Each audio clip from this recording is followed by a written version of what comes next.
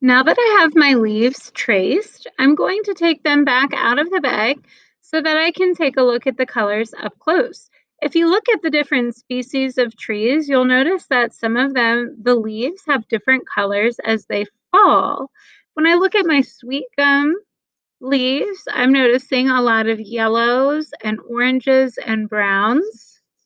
My maple leaves have quite a range of colors.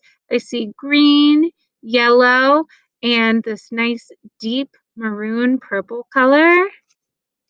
My mulberry tree or my mulberry leaf has a lot of yellows and greens. I've also seen some with red.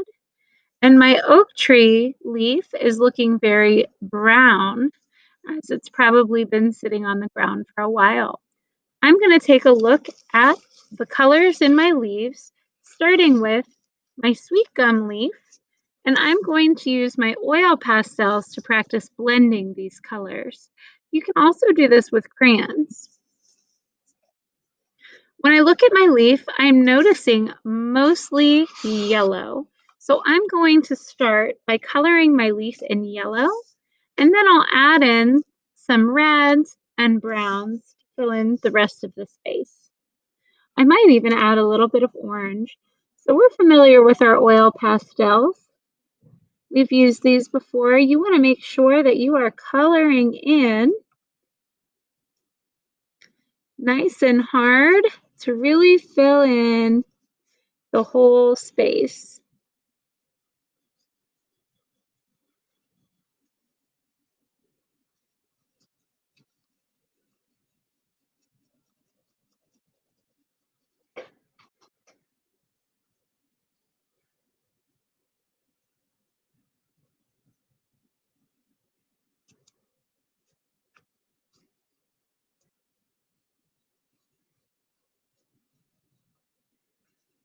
I'm going to go back over and make sure all my white spaces are filled up.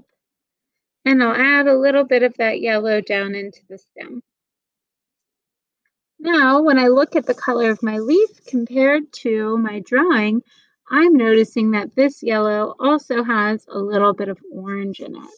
So I'm going to take my orange oil pastel and I'm going to very lightly color some orange on top to blend that in.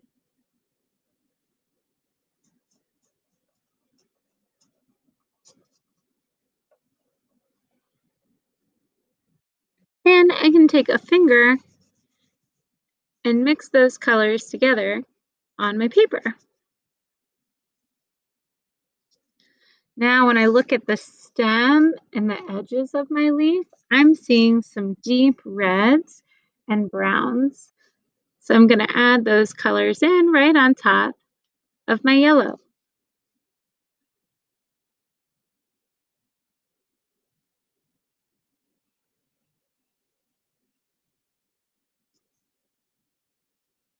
One thing I love about oil pastels is you can continue to layer the colors to get new colors.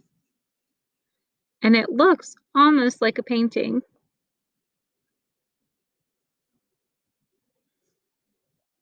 I'm going to add in some of the brown that I see, especially right on the tips of those leaves. Eventually, all the leaves will start to turn brown after they change colors and fall off the trees.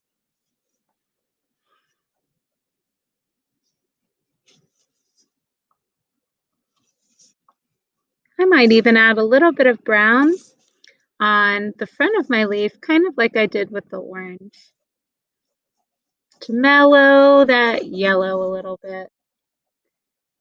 And I can use a finger to blend.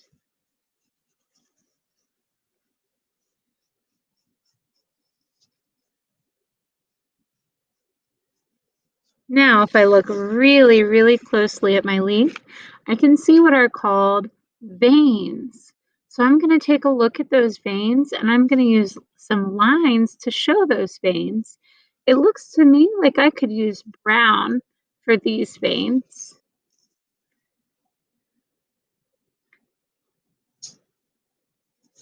I see a vein coming from the stem of the leaf up to the edges of each point. And I also see some smaller veins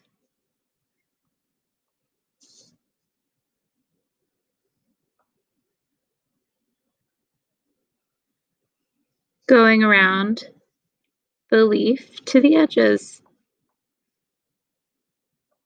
The veins work kind of like the veins in our body. They help to move nutrients to different parts of the tree. I think those colors look pretty good. Here's how you can do the same techniques with crayon. I'm going to use my sweet gum leaf for my crayons. Actually, I want to have some variation in color, so I'm going to use my maple leaf instead. I'm going to really look at these colors on here. I'm seeing a lot of red and brown on this leaf. I typically like to start with my lighter color first, and red is lighter than brown. So I'm going to start by coloring in my maple leaf red.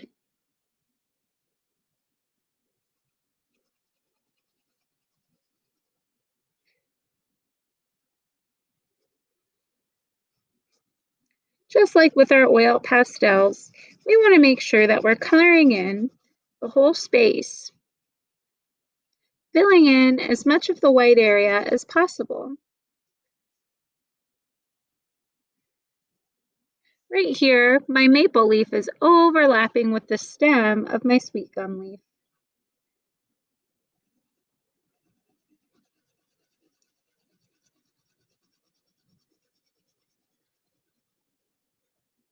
Sometimes, to help remind me to stay in the lines, I like to take my crayon or oil pastel and go around the edge first,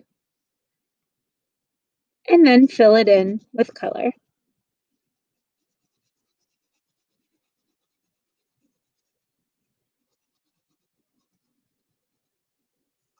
I'm going to go over this a couple more times to fill in some of my white spots.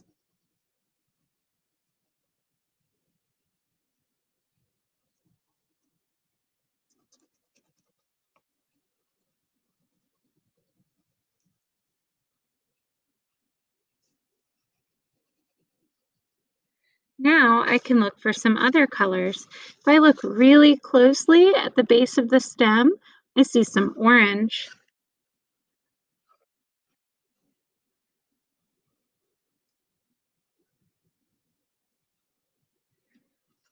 And I also see some brown. I'm not going to color as heavily with the brown, just lightly, kind of like I did with the orange and brown on my sweet gum leaf.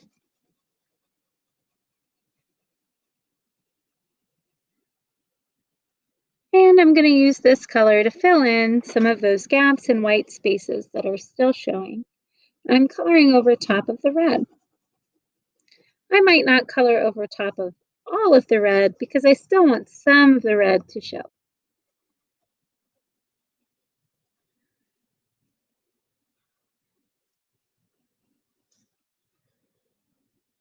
Well, and at the end of my stem, I see a little bit of green. Now I'm going to look for the veins on my leaf. I'm going to move this up so you can see it a little bit better. The veins are kind of similar to the ones on my sweet gum leaf. They start at the stem and go up to all of the points of the leaf. I'm going to press nice and hard so that you can see my brown lines. Then I'll look for some of my smaller veins and add those on my maple leaf too.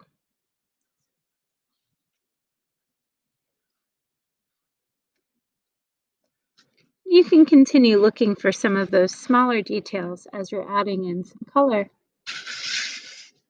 Go ahead and look at some of your other leaves and see what colors that you can mix together using either your oil pastels or your crayons to make your leaves nice and colorful, just like they are in the fall. Coloring in your leaves takes a lot of work and a lot of focus, so it's okay if you don't get all of your leaves colored in today. You'll have tomorrow to continue coloring your leaves and filling in your work.